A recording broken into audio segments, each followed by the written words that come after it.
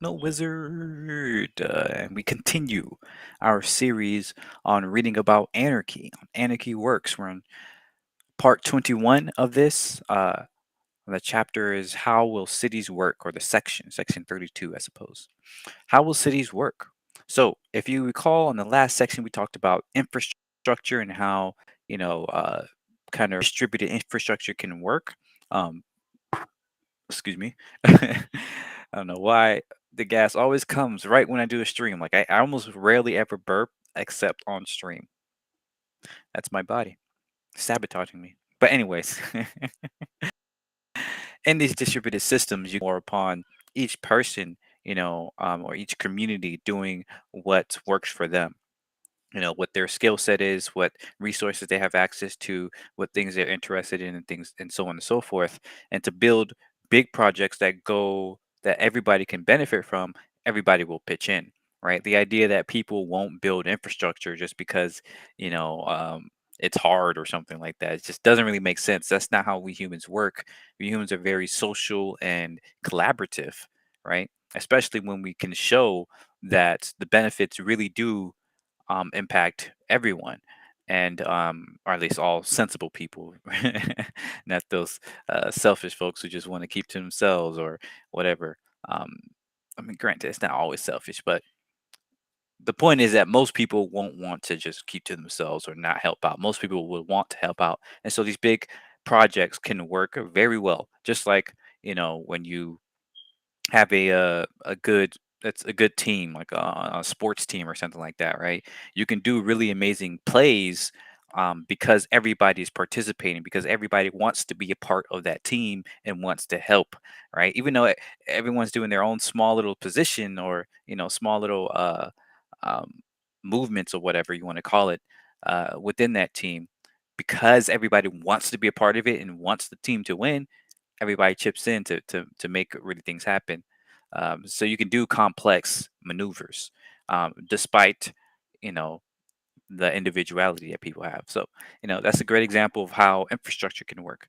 But now we're going to get into cities. So without further ado, let's begin, shall we? Shout out to Narc. I love his stuff. Anyways, many people believe that an anarchist society might work in theory, but the modern world contains too many obstacles that prevent such a total liberation. Large cities are chief among these putative stumbling blocks. Industrial capitalist cities are a tangled mess of bureaucracy, supposedly only kept running by the authorities. But the maintenance of a large city is not as mystifying as we are led to believe. Some of the biggest cities in the world are largely composed of self organizing slums stretching for miles. Their quality of life leaves much to be desired, but they do show what that cities do not simply collapse in the absence of experts. Yeah, if anything, those slums are largely created by the government, by the people in power who want to, hoard the resources towards certain parts of the city at the expense of others. Right? You see this in almost every city. You see a schism in class, schism in race, schism in even religious beliefs and things like that, right? Where certain people who believe certain thing or who are in some position of power have more resources in their part of the city than other people do in their own part. And you see that play out in things like food deserts and things like mass transportation limitations, and things like tax revenue, school systems, um, even in roads, that road infrastructure. I hope they talk about that here, because a huge, problem with a lot of cities today, especially in urban sprawl, kind of suburban areas, is that they're insolvent, right? Their tax can't even pay for the roads, much less the rest of the infrastructure. And a large reason for that is because of the bad urban planning, right? The fact that they have mandated single occupancy housing across most of the city. So it's even illegal to build multifamily housing in many cities. And so because of that, then that means that you have less people per square footage in a city, and therefore less tax revenue. Um, and of course that means the roads, you have more roads and less people able to pay for the maintenance of those roads. And that also leads to uh, the need to lay down more piping, with again less people to pay for that, and so it just stacks on top of each other, which is more and more problems. So increasing number of cities across America and many other places that are car dependent are becoming bankrupt cities just because of the bad central planning. But let's continue. Anarchists have some experience maintaining large cities. The solution seems to lie in maintenance workers taking over the organization of the infrastructure for which they are responsible. Yeah, like maintenance workers usually know more about the thing they're maintaining than the people who bought the stuff and who just put it there. um, that's a great thing right there. Great thing to point out. Um, In neighborhoods forming assemblies so that nearly all other decisions can be made at a local level where everyone can participate. It is probable that an anarchist revolution will be accompanied by a process of deurbanization, yep, as cities shrink to more manageable sizes. Many people will probably return to the land as industrial agriculture decreases or ceases, to be replaced by sustainable agriculture or permaculture. Yes, I love that. Permaculture is such a cool idea which can support a higher population density in rural areas. It's not a perfect, solution for everything, but it's definitely way, way better than, most industrial agriculture, as far as I've seen so far. You can look it up, permaculture, permaforest, or food forests and things like that. These types of systems are what we need. In such a period, it might be necessary to make new social arrangements in a hurry, but it won't be the first time anarchists have made a town or city from scratch. Ooh, tell me more. In May 2003, as envoys of the 8 leading world governments prepared for the G8 summit in Evian, France, the anti-capitalist movement set up a series of connected villages to serve as a foundation for protests and an example of collective anti-capitalist living. Hmm. These took the name VAAG, Village Alternative? Alternative? I think it's alternative, but like with the F, I guess. Anti-capitalist antigu- antigueris. Hmm. For the duration of of the mobilization, thousands of people lived in these villages, organizing food, housing, childcare, debate forums, media, and legal services, and making decisions communally. The project was widely regarded as a success. The VAG also exhibited the dual form of organization suggested above. Specific neighborhoods, each with fewer than 200 people, organized around a community kitchen, while village wide services, inter-neighborhood collective spaces such as the legal and medical space, were organized by those involved in providing those services. This experience was replicated during the 2005 mobilizations against the G8 in Scotland and the 2007 mobilizations in northern Germany, where nearly 6,000 people lived together in Camp Redlich. Very interesting. Very interesting stuff. I love that. I will definitely, that's something I really want to do. I need to just get on it, try to figure out how to do it. Is create like pop cities. Um, because there's so many places where there's just dilapidated land just left out, and it's not that it's not being used, but it's being wasted, right? Like where it's not even now. I'm not talking about like regular land where there's grass and trees and stuff, but like in the middle of cities, like huge, like here in Atlanta, there's huge spaces which is derelict warehouses. It is not being used for any, not even movies. It's not being used for movies, for festivals, for nothing. It's just there because somebody owned that land or something. I don't know why it's there, but nobody's paying on it. All right, and so it's just left there, and it's basically becomes blight. Um, and it's really a waste.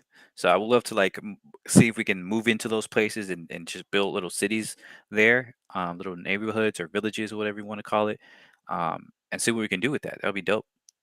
These protest villages had precedence in the German anti-nuclear movement of the previous generation, when the state wanted to build a massive nuclear waste storage complex at Gorleben in 1977. Local farmers began to protest. In May 1980, 5,000 people set up an encampment on the site, building a small city from trees cut for construction and naming their and naming their new home the Free Republic of Wenland. They issued their own passports, set up illegal radio shows, and printed newspapers, and held common debates to decide how to run the camp and respond to police aggression. People shared food and did away with the money in their daily lives. 1 month later, 8,000 police assaulted the protesters who had decided to resist nonviolently. They were brutally beaten and cleared out. Goodness, man. That's why it's a cab all day. Subsequent manifestations of the anti-nuclear movement were less inclined to pacifism. Yeah, I mean that's why it's like people say, "Oh, we gotta be nonviolent, be nonviolent." But how are you gonna do that when your opposition is incredibly violent and will use that, you know, or just because, you know? Not a time and place to talk about that conversation, unfortunately. But yeah, that's something to think about. In England, a yearly festival of travelers and hippies that converged at Stonehenge to mark the summer solstice became a major countercultural autonomous zone and an experiment in collective anarchy. Beginning in 1972, the Stonehenge Free Festival was a gathering that lasted for the month of June until the solstice. More than a month festival, it was a non hierarchical space for the creation of music, art, and new relationships, as well as spiritual and psychedelic exploration.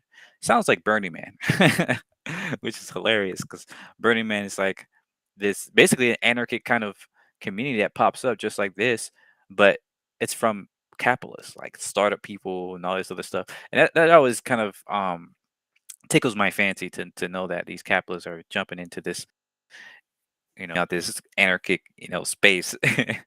But Burning Man is not unique, right? This is like what the show here has been done way before, and even before that. These types of events go all the way back to like there's a. I just heard about the Bacchanalian festivals from Hegel. He was talking about those, and it goes way, way, way, way further back down before agriculture to global tepi, right? One of the first major cities was a kind of pop-up city. It was a thing where many different nomadic cultures from around the area, from Africa, Middle East, Asia, and they would come together in the Middle East area and do a massive gift giving ceremony.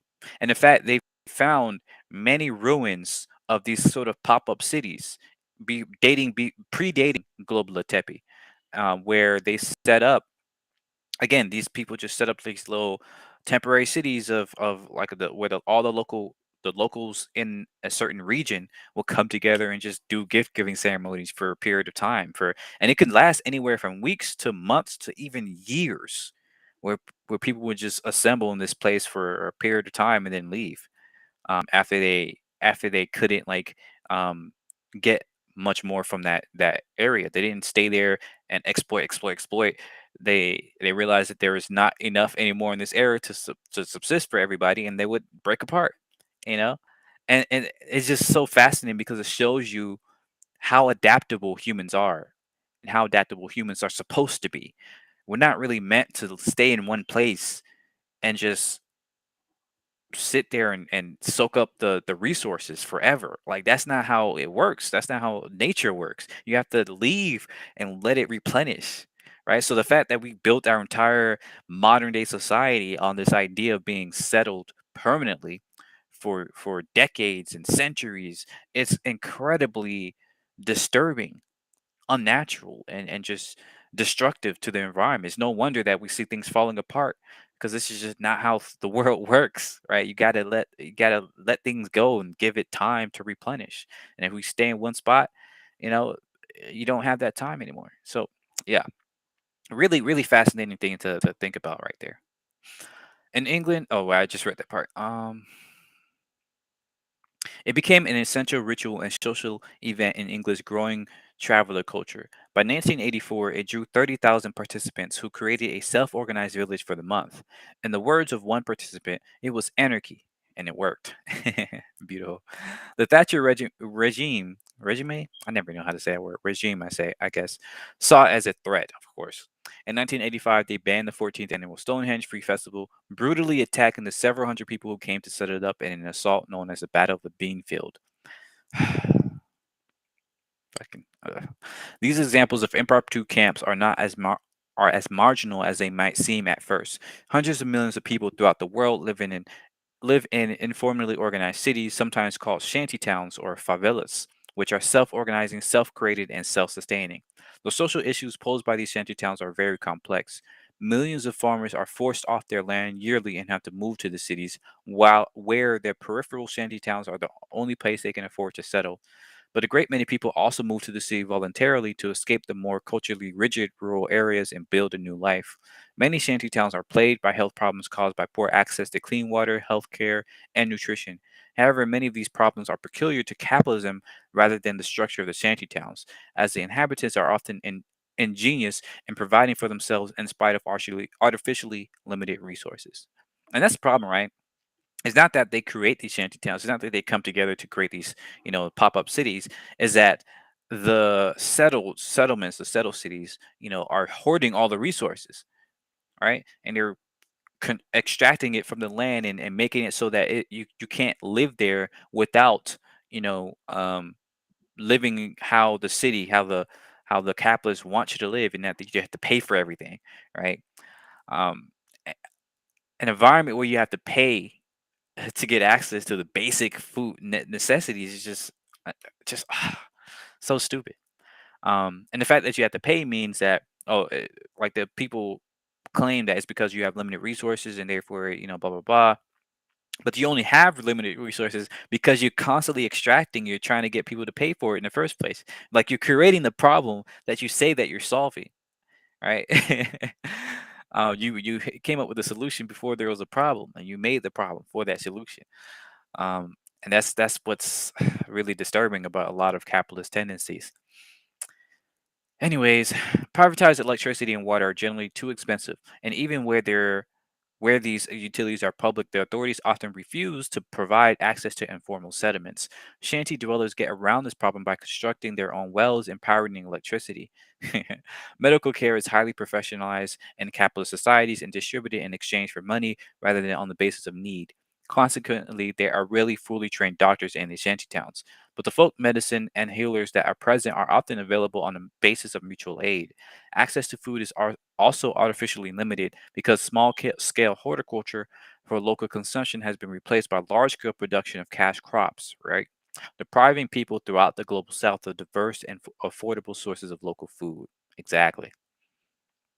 We turn this huge area of land into, instead of that being a diverse space for a whole bunch of different types of foods for that local area to feed on, it becomes just one crop, right? Just corn, and that corn is not even used locally. Usually, it's shipped off to all across the world. So that local area, that local region, right? Instead of feeding people in that region, it's feeding the rest of the world, right? So how do you expect the people in that region to eat, right?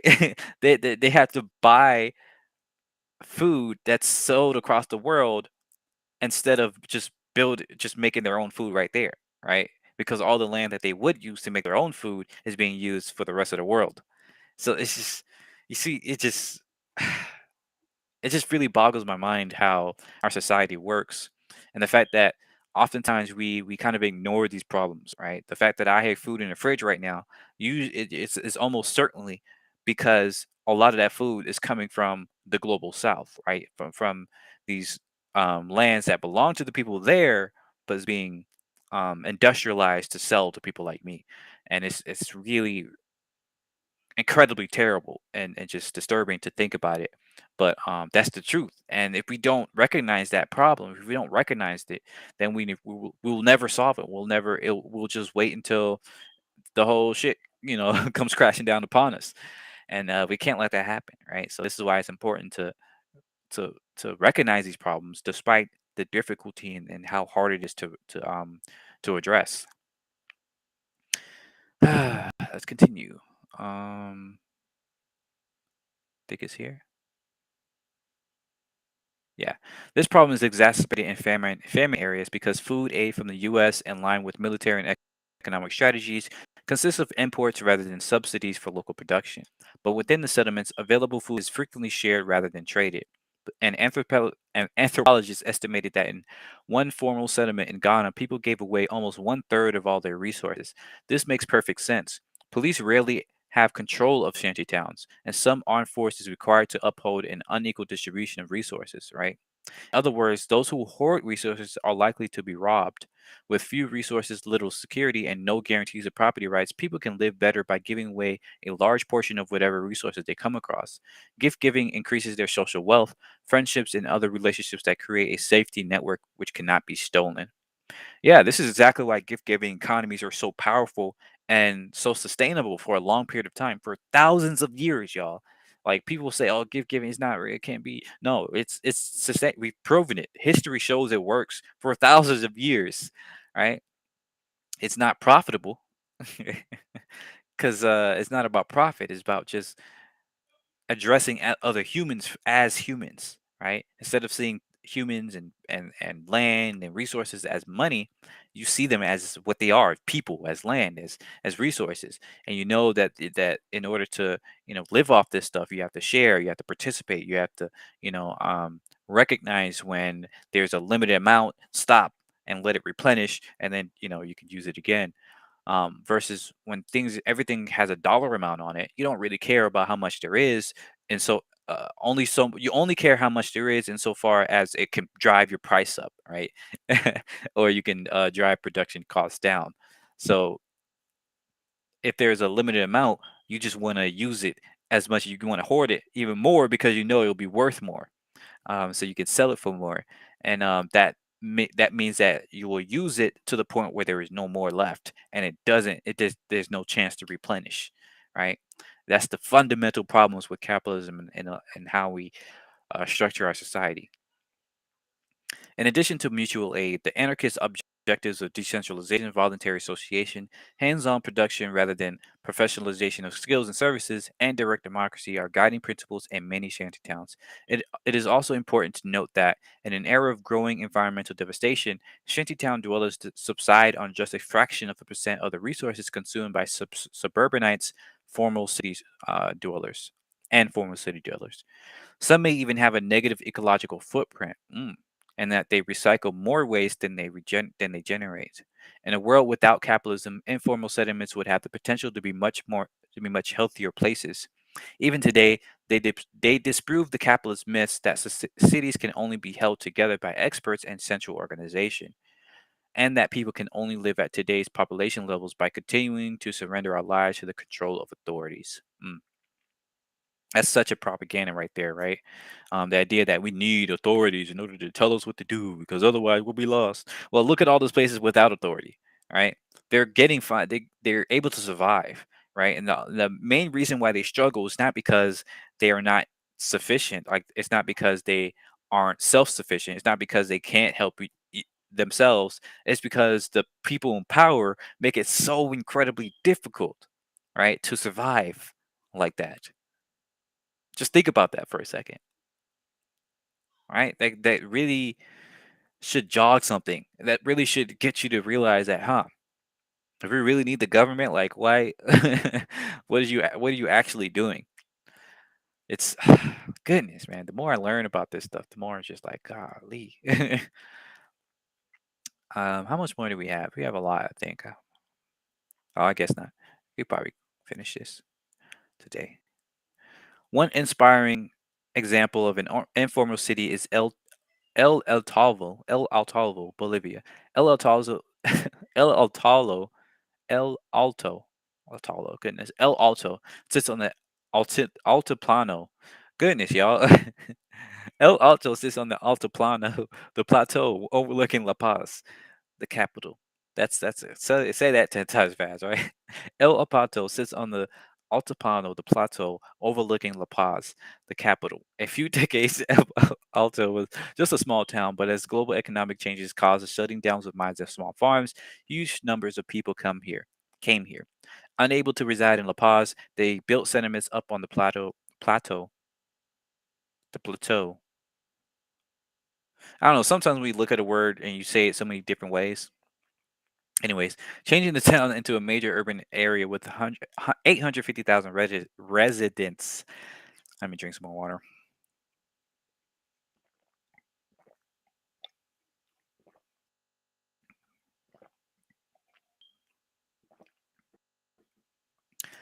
70% of the people who have jobs here make their living through family businesses and an informal economy. Land use is unregulated and the states provide little or no infrastructure. Most neighborhoods do not have paved roads, garbage removal services, or indoor plumbing. 75% of the population lacks basic health care and 40% are illiterate. Faced with this situation, the residents of the informal city took their self organization to the next step by creating neighborhood councils or juntas. The first juntas in El Alto go back to the 50s. In 1979, these juntas started to coordinate through a new organization, the Federation of Neighborhood Councils, FEJUV. uh, Now there are nearly 600 juntas in El Alto. The juntas also allow neighbors to pool resources to create and maintain necessary infrastructure like schools, parks, and basic utilities. They also mediate disputes and levy sanctions in cases of conflict and social harm. The Federation FEJUV pools the resources of the juntas to coordinate protests and blockades and constitute the slum dwellers as a social force. In just the first 5 years of the new millennium, Biju took a lead role in establishing a public university in El Alto, publicly, blocking new municipal taxes and deprivatizing. Goodness, I was going to say deprivation. And deprivatizing the water services. Verjuve also was instrumental in the popular movement that forced the government to nationalize the natural gas resources. Each junta typically contains at least 100 people and meets every month, making general decisions through public discussion and consensus. They also elect a committee which meets more frequently and has an administrative role. Political party leaders, merchants, real estate speculators, and those who collaborated with the dictatorship are not allowed to committee delegates. More men than women sit in these committees. However, a greater percentage of women take on leadership roles in Fadul than in other Bolivian popular organizations. Mm. Parallel to the organization and neighborhood councils is the organization of infrastructure and economic activity in unions or syndicates. The street vendors and transportation workers, for example, self-organizing their own base unions. Both the neighborhood councils and their counterparts in the informal economy are patterned after the traditional communitarian organization of the rural indigenous communities, ILU, in terms of territoriality, structure, and organization principles. They also reflect the traditions of radical miners' unions, which for decades led Bolivia's militant labor movement. Fusing these experiences, El Alto's migrants have reproduced, transplanted, and adapted their communities of origin to facilitate survival in a hostile urban environment. Through the neighborhood juntas, El Alto has developed as a self-constructed city run by a network of micro governments, independent of the state, fractalized, right? That fractalization is super powerful as an organization method. In Raul Zabetti's view, the autonomous organization of labor in the informal sector, based on the productivity and family ties instead of hierarchical boss-worker relationship, reinforces this sense of empowerment. Citizens can self-manage and control their own environment. Beautiful, beautiful stuff. Horizontal networks without traditional leadership also play a major role complementary. Well, I can't say words today.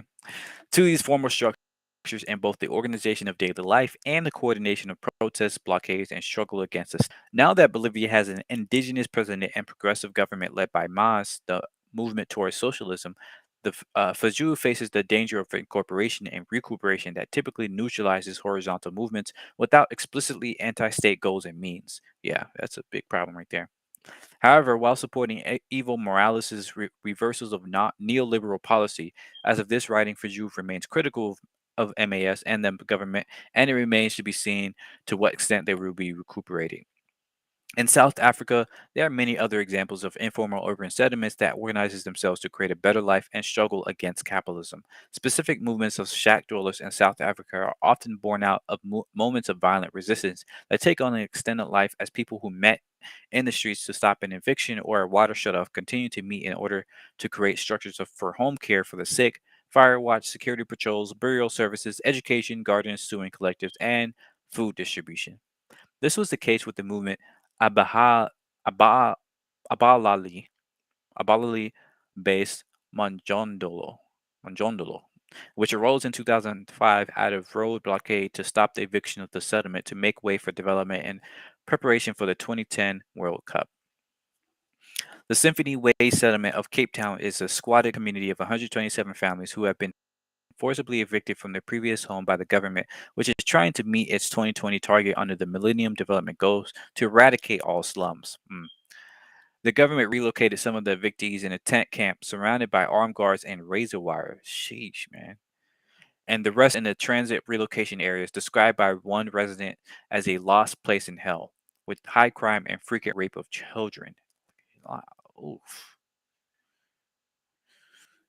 Refusing to negotiate with the highly distrusted political parties or to live in either of the officially provided hellholes, the Symphony Way families decided to illegally occupy an area along a road to set up their community.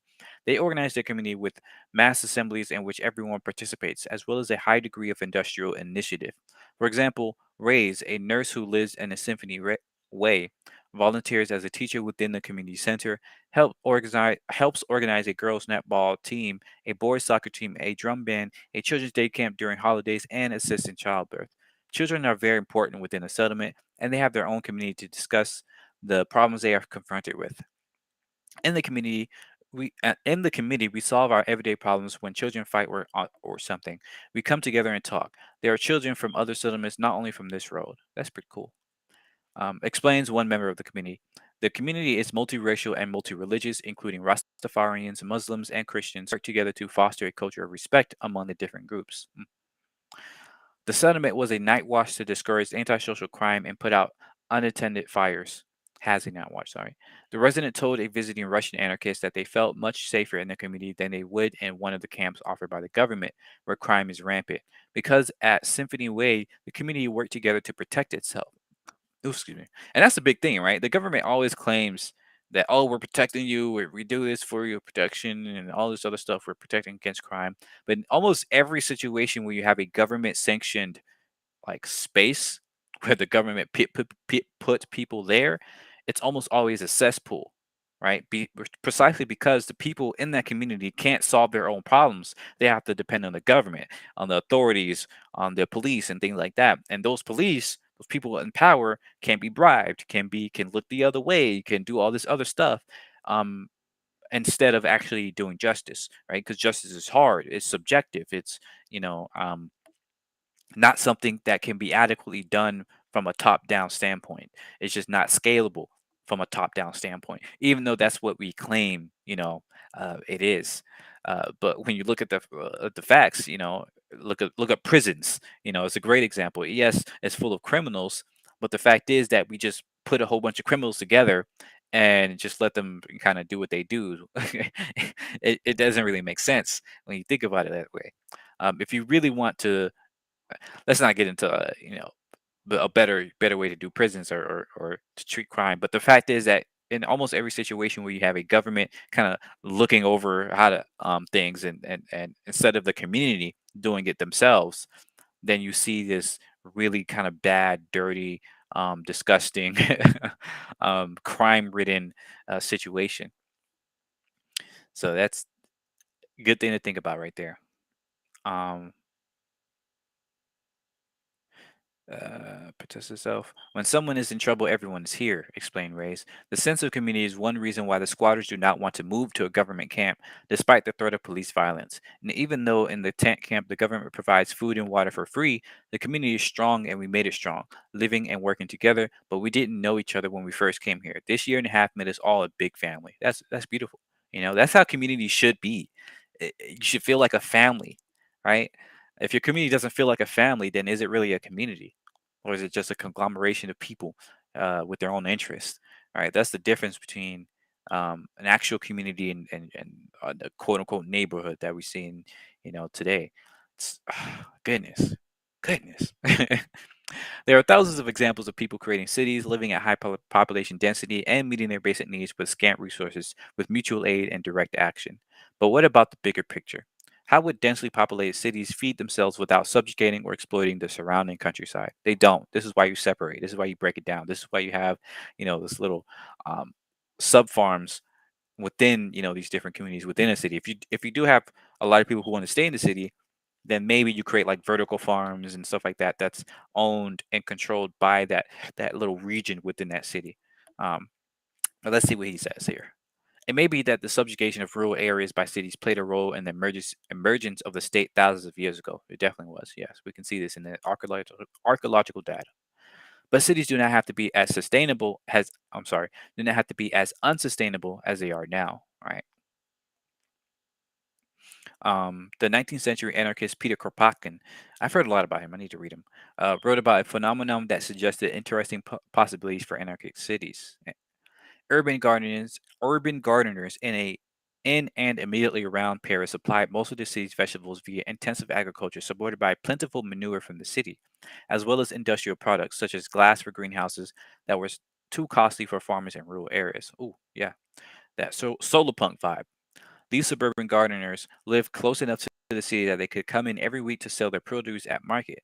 The spontaneous development of the system of gardening was one of Kropotkin's inspirations in about anarchist cities. In Cuba, centralized industrial agriculture collapsed after the fall of the Soviet bloc, which had been Cuba's main supplier of petroleum and machinery. The subsequent tightening of the U.S. embargo only exacerbated the situation. The average Cuban lost 20 pounds. Quickly, much of the country shifted to small-scale, intensive urban agriculture. As of 2005, half of the fresh produce consumed by the 2 million residents of Havana was produced by about 22,000 urban gardeners within the city itself. Wow. The Parisian example chronicled by Kropotkin shows that such shifts can also occur without state guidance. Beautiful stuff. And the next session goes into drought and famine, meeting our needs without keeping count. Yeah. Beautiful stuff. Really informational, really fantastic. Man, this is so inspirational. What I really want to do is create like I probably mentioned this a million times, but create like a metaverse, some virtual worlds that show realistic examples of how your local city can be turned into, an anarchic city, a urban suburban garden, and things like that, and to really make people to really visualize this for people, because a huge reason why this stuff is so hard for most people to contemplate is that they're bombarded so much with propaganda, right? And that propaganda is both uh, how we do things today, like looking around and seeing how the world works today and thinking that's the only way it works, and dystopian outlooks, right? The assumption that if anything is done differently, then it's going to be far worse, like cyberpunk, right? Or post-apocalyptic, or all these other things, right? Um, when that's the only visuals that people see, if that's the only examples of something of alternatives that people see, then it's no wonder that people can't imagine something better, right? So you have to give people those visuals. You have to give people that that look, that outlook, and inspire them to you know dream bigger and to dream differently and to realize that we can do something different and get people inspired and to do it, right? So I'm gonna working try to create like really simplistic models from there, because I have a lot to learn about 3D modeling and all the other stuff to even begin that work. But I want to turn my newsletter that I released last month. Um, or really, it was at December. I'm about to release another newsletter. Be on the lookout for that. Which is going to be about my Gatherverse talk stuff. But I want to take each section I had in my long ass newsletter and kind of make little visuals of what I'm talking about so people can see this. And I might do definitely probably going to do little micro shorter videos on this channel about those things. So look out for all of that. And thanks for listening. Thanks for watching once again. Let me know your thoughts. Let me know what you learned from this if you did. Um, and have a great day. See ya. Bye bye.